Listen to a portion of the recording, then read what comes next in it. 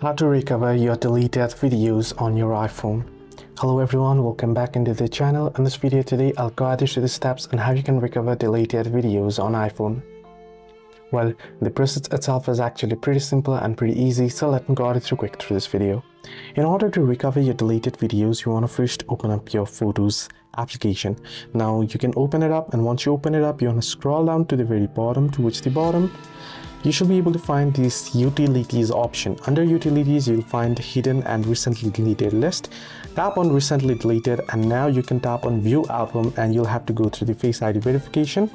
So I'll just try the Face ID again and go through the Face ID. And once you go through the Face ID verification, you'll find the deleted videos and photos. So once you tap on it, you can tap on the video you would like to recover and tap on recover. Here at the bottom, you can see recover option. If you want to recover multiple videos or photos, you can tap on select at the top right corner, then select multiples. Then tap on three dots at the bottom right corner and then tap on recover. This is how you can recover deleted videos on your iPhone. Hope this video helped. Do like and subscribe, and also do not forget to leave the comments down below if you have any further issues as well.